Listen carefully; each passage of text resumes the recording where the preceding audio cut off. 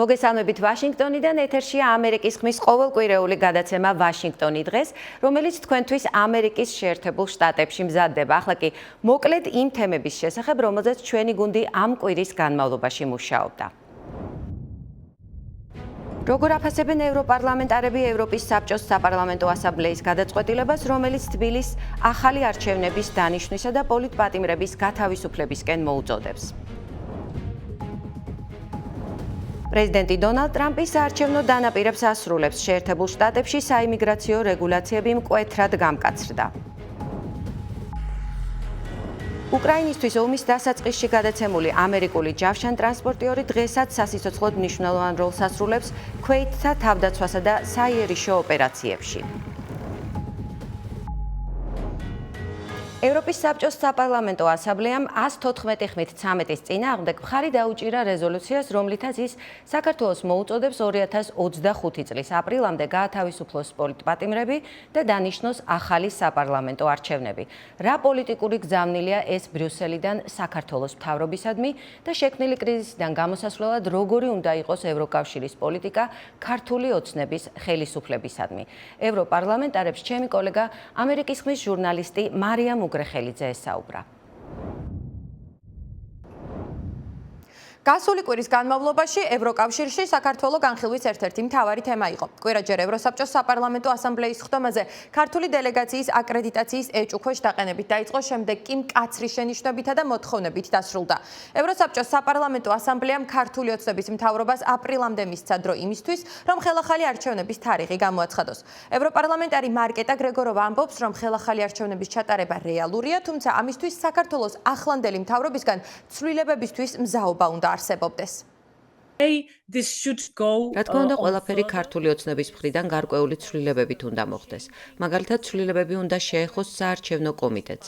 როგორც ვიცი, გასულ წელს მათ წესები ისე შეცვალეს, რომ იქ ქართულ ოცნებას უდიდესი წარმომადგენლობა ჰყავს.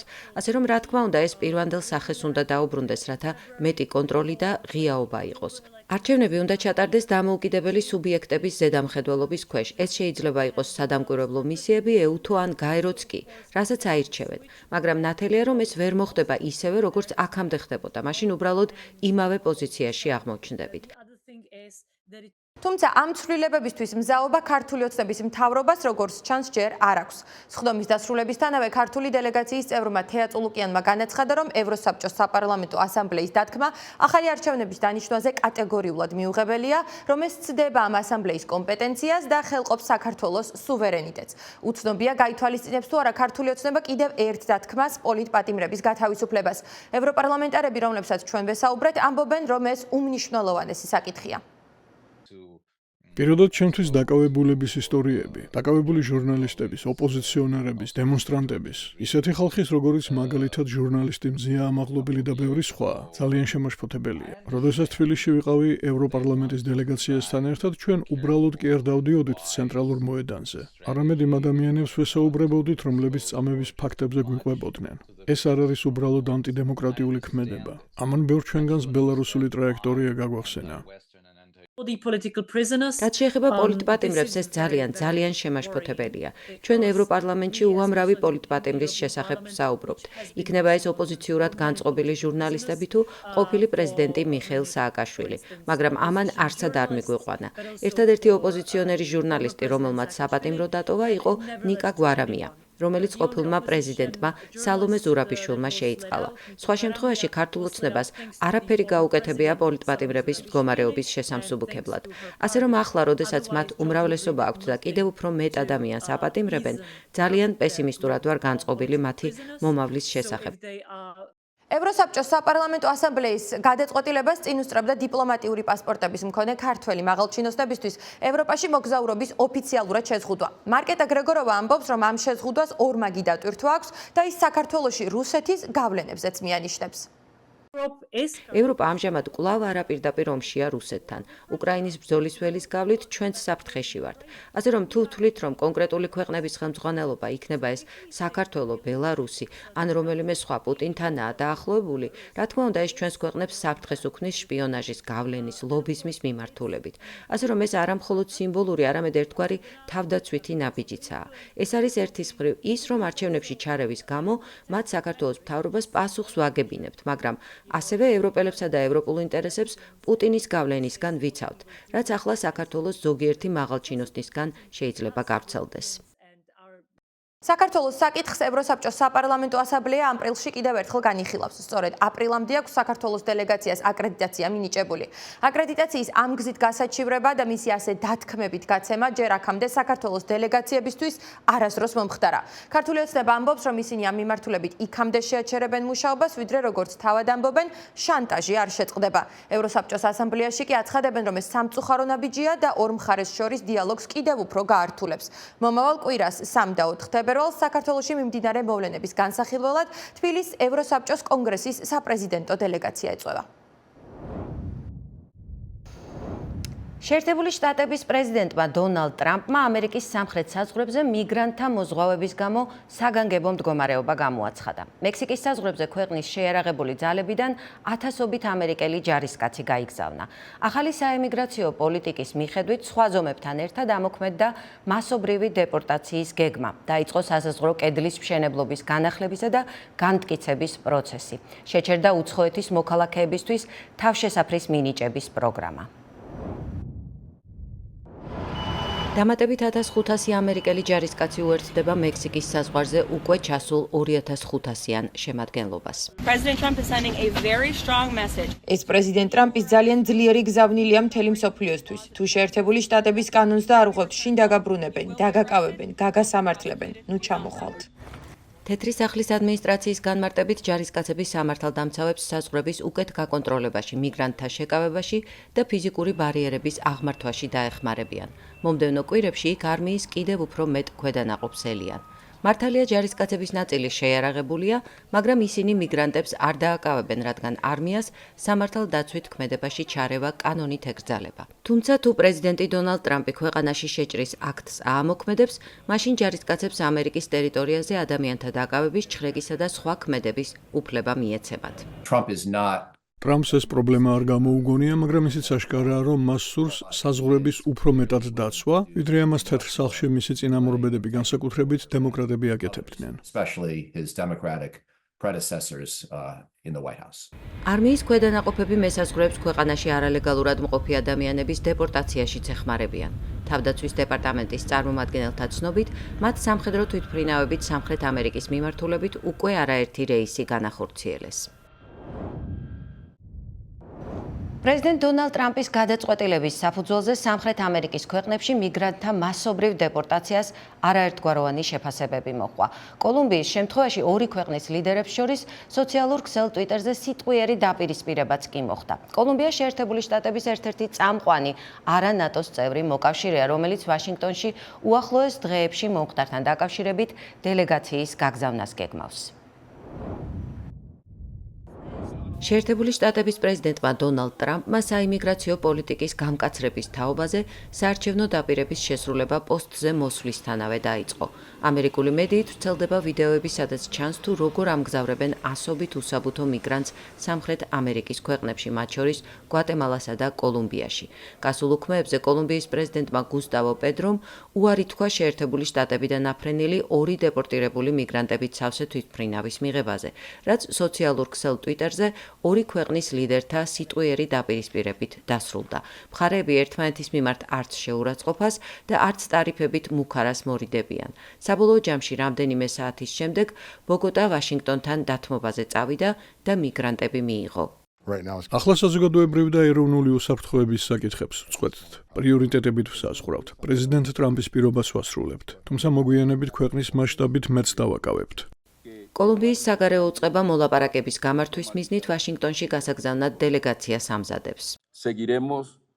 recibiendo a los colombianos. ჩვენ გავაგრძელებთ დეპორტირებული კოლუმბიელი ქალებისა და კაცების მიღებას. როგორც მოქალაქეებს, მათ უფლებების დაცვისა და ღირსეული პირობების დახვედრის გარანტიას ვაძლევთ. ორ ლიდერს შორის დაპირისპირება მოულოდნელად დაიწყო. In the dead of night, through the Twitterverse. ეს შუაღამით Twitter-ზე დაიწყო. როგორც ჩანს, დიპლომატებთან კონსულტაციისა და საგარეო საქმეთა მინისტრების გარეშე. სწრაფადვე გამწვავდა და ტვიტების სიტყვია რომში გადაიზარდა, რამაც დიდი გაუგებრობა წარმოშვა. Created მართალია გაუგებრობა არანატოელ ერთ-ერთ წამყვან მოკავშირესთან მალევე მოგვარდა, მაგრამ ანალიტიკოსები დაძაბულობას არც მომავალში გამორიცხავენ კოლუმბიიდან ამერიკაში ნარკოტიკების არალეგალურად შეტანის არაერთი ფაქტის გამო. Very soon, President Trump will have to make a determination. პრეზიდენტ ტრამპს მალე მოუწევს ნარკოტიკებთან დაკავშირებული უსაფრთხოების პრობლემების გადაჭრა. ჩემი აზრით, ეს ორი ქვეყნის ურთიერთობებში მომდევნო დაბრკოლება იქნება. ბოგოტაში კოლუმბიელთა უკმაყოფილება სახეზეა, ყველაფერს დაემატა ისიც, რომ კვირის განმავლობაში შეერთებული შტატების საელჩოში მისულმა ბევრმა კოლუმბიელმა შეიტყო, რომ ვიზებთან დაკავშირებული მათი გასაუბრებები საერთოდ გაუქმდა. პრეზიდენტი დონალდ ტრამპი არაერთხელ დაპირდა ამერიკელ ამომრჩევლებს, რომ უკრაინის ომს დაასრულებს. მაგრამ ბევრ უკრაინელს ეჭვიეპარება იმაში, რომ შეერთებული შტატების პრეზიდენტს შეუძლია რაიმე ისეთი იყონოს, რის შედეგადაც რუსეთის პრეზიდენტს ვლადიმირ პუტინს ჯარების უკან დახევას აიძულებს. ანალიტიკოსების აზრით, მთავარი პრობლემა ის არის, რომ უკრაინისა და რუსეთის მოთხოვნები ერთმანეთთან შეუთავსებელია. ნახეთ რეპორტაჟი კიევიდან. იმედი სასოწარკვეთა და შიში, რომ უკრაინა რუსეთის აგრესიის წინააღმდეგ მარტო დარჩება. ასეთია კიეველთა განწყობები ტრამპის პრეზიდენტობის პირველ კვირებში. Я дуже надіюся на მართლა იმედი მაქვს, რომ პრეზიდენტი დონალდ ტრამპი შეასრულებს თავის სიტყვას და ყველა ძალის ხმევას გამოიყენებს, რათა აგრესორი პუტინი შეაჩეროს. შეიძლება საჭირო გახდეს დათმობები, რათა ჩვენი ჯარისკაცები აღარ დაიხოცონ. обуздає агресора Путлера. ნებისმიერი შეთანხმება ალბათ უკრაინის საწინააღმდეგო იქნება. ჩვენ იზოლებული გავხდებით, დათმობებზე წავიდეთ. Слухайте, ну нам треба вірити. ჩვენ საკუთარ თავზე უნდა ვიყოთ დამოკიდებული და არა გარეგან ძალებზე. Їй там დონალდ ტრამპის წინასაარჩევნო კამპანიის განმავლობაში პირდებოდა საზოგადოებას, რომ რუსეთის ომს უკრაინაში დაასრულებდა. ანალიტიკოსი მიკოლა ბიელისკოვი ამბობს, რომ ჯერჯერობით მკაფიო სტრატეგია არ ჩანს. უკრაინასა და რუსეთს განსხვავებული პოზიციები აქვთ. რუსეთი მოითხოვს ოკუპირებული ტერიტორიების ოფიციალურად აღიარებას და ნატოს ღია კარის პოლიტიკის დასრულებას. რუსეთი ასევე მოითხოვს მკაცრ შეზღუდვებს უკრაინის თავდასხმის ძალებზე. Росія вимагає жорстоких обмежень кількісних і якісних сил. ბიელისკოვის აზრით, ასეთი მოთხოვნების შესრულება უკრაინის სახელმწიფოებრიობის დაშლის ტოლფასი იქნება. უკრაინის აღმოსავლეთ და სამხრეთ რეგიონებზე რუსეთის კონტროლის ოფიციალურად აღიარება მასშტაბურ პოლიტიკურ ცვლილებებს საჭიროებს. ეს შეიძლება იყოს საკანონმდებლო ცვლილებების ან კონსტიტუციის გადახედვის საკითხი, მაგრამ ეს მხოლოდ და მხოლოდ პარლამენტის გავლით მოხდება. საბოლოო გადაწყვეტილება უკრაინელ საზოგადოებას ეკუთვნის. პროფესორი ვალერი პეკარი ამბობს, რომ უკრაინის შეიარაღებული ძალების შემცირებაზე დათანხმება ქვეყანას მთლიანად დაუცველს დატოვებს. ის მიიჩნევს, რომ მხოლოდ ნატოს წევრობის საკითხი შეიძლება იყოს მოლაპარაკებების საგანი. მე უკრაინის მოლაპარაკებების მხარეს რომ წარმოვადგენდე, დიდი სიამოვნებით დავპირდებოდი, რომ 10 წლის განმავლობაში ნატოში გაწევრიანებას არ ვეცდებოდით. პირველ რიგში ამ ეტაპზე ნატოში არავინ გვეპატიჟება. შეგვიძლია დავპირდეთ და რამდენიმე წელიწადში გეოპოლიტიკური ვითარება შესაძლოა შეიცვალოს. кілька років геополітична ситуація зміниться. პრობლემა ის არის, რომ ეს პუტინისთვის საკმარისი არაა, ამბობს ბიელისკოვი. მისი თქმით, პრეზიდენტმა ბაიდენმა სცადა პუტინისთვის შეეთავაზებინა უკრაინის ნატოში გაწევრიანებაზე დროებითი მორატორიუმი. ბაიდენმა პუტინს უთხრა, რომ უახლოეს მომავალში უკრაინის ნატოში გაწევრიანების შანსი პრაქტიკულად ნულოვანია. პუტინმა აღნიშნა, რომ ეს მათ არ აკმაყოფილებს. Потім він сказав, нас це не влаштовує. ბიელისკოვი აცხადებს, რომ უკრაინის პოზიცია მოლაპარაკებებში უნდა გაძლიერდეს. პეკარი დარწმუნებულია, რომ პუტინი ომის გაგრძელებას აპირებს.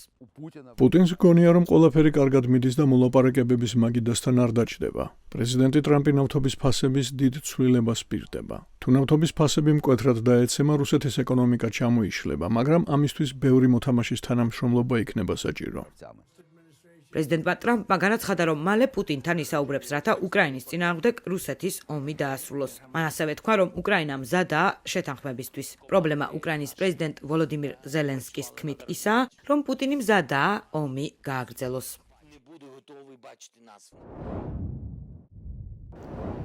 უკრაინისთვის ამერიკული სამხედრო დახმარების ერთ-ერთი ადრეული პაკეტის ნაწილი იყო ჯავშან ტრანსპორტიორი M113. ვაშინგტონმა კიევს ის ომის პირველ წელს 2022 წლის აპრილში მიაწოდა. უკრაინის არმიაში ამბობენ, რომ M113-მა სასიცოცხლოდ მნიშვნელოვანი როლი ითამაშა არა მარტო ქვეითთა თავდაცვის უზრუნველყოფაში, არამედ საიერიშო ოპერაციებშიც. მას შემდეგ თითქმის 3 წელი გავიდა და ამ მანქანებიდან ბევრი კვლავაც გამართულად მუშაობს. ნახეთ ამერიკის ხმის უკრაინული რედაქციის მიერ მომზადებული მასალა, რომელიც მათ ფრონტის ხაზიდან მოგვაწოდეს.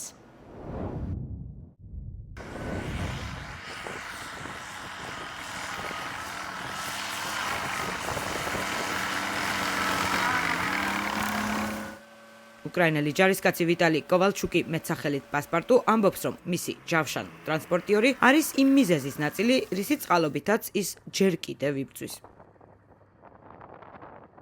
ჩვენი დანაყოფი მთლიანად ალყაში იყო. სარეზერვო ჯგუფის მოყვანა გვჭირდებოდა და მარცხენა მხრიდან მთელი გზა ცეცხლის ქვეშ იყო. მერე მანქანას წინიდან ტანკსაწინააღმდეგო ყუმბარა მოხვდა. მობრუნება დაიწყეს და დაახლოებით 400 მეტრში რაღაც გადასატანი ჰაერსაწინააღმდეგო რაკეტის მსგავსი მოხვდა. და M113-მა გამოღწევა შეძლო, ამბობს კოვალჩუკი. ტაჰომეტრს შევხედე, დავინახე ის არის ამოძრავდა და მივხვდი, რომ მანქანა არ გაჩერდა. ნამდვილად გამიკვირდა, გაზ დავაჭირე და მან მოძრაობა დაიწყო. ძალიან გახარებული ვიყავი, სიტყვებით ვერ გადმოვცემ. რუსეთის უკრაინაში შეჭრამდე კოვალჩუკი კინოინდუსტრიაში მუშაობდა. 2022 წლის თებერვლის შემდეგ ოჯახი უსაფრთხო ადგილზე გადაიყვანა და უკრაინის შეიარაღებულ ძალებს შეუერთდა. ის პირველი იყო, რომელიც 2022 წლის შემოდგომაზე ამერიკულ M113-ს გაეცნო.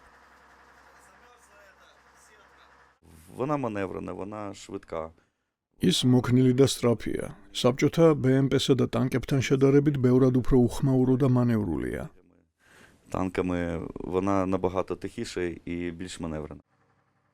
M113-ის ეკიპაჟი ორკაციანია, მძღოლი და მსროლელი. 23 წლის მსროლელმა ოლექსი დმიტრენკომ რუსეთის შეჭრის შემდეგ მშობლიურ ქალაქ მარიუპოლის დატოვება მოახერხა. ის უკრაინის შეიარაღებულ ძალებს შეუერთდა და თავდაპირველად ზაპოროჟიის რეგიონში და მოგვიანებით დონბასში იბრძოდა. თუ ამას რუსულ BMP-ს შეადარებ, ამ უკანასკნელის შემთხვევაში თითქმის ყოველთვის დაღუპვებთან გვაქვს საქმე, მაგრამ ამით ბევრ სიტუაციებში ვიყავით. ჯორვების პირდაპირი და არაპირდაპირი მოხვედრები, შრაპნელი. ის ძალიან კარგად უძლებს. როდესაც მანქანის შიგნით ხარ, დარწმუნებული ხარ, რომ უკან დაბრუნდები.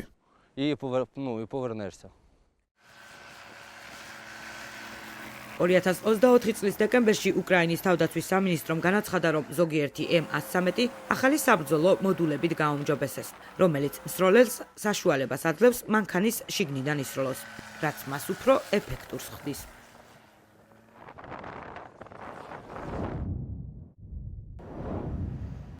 დღეს ამით დავასრულებთ. მე მაია ქვარცხავარ და თქვენ უყურებდით გადაცემას ვაშინგტონი დღეს, რომელიც თქვენთვის ამერიკის ხმის გუნდმა შეერთებული შტატებიდან მოამზადა. შემოგვერდით მომავალ კვირას, მანამდე კი ამ და სხვა საინტერესო სიახლეების გასაცნობად ეწვიეთ ამერიკის ხმის ვებგვერდს www.amerikiskhma.com, ასევე Facebook-ის, Instagram-ის, X-ისა და YouTube-ის ოფიციალურ გვერდებს. ნახვამდის.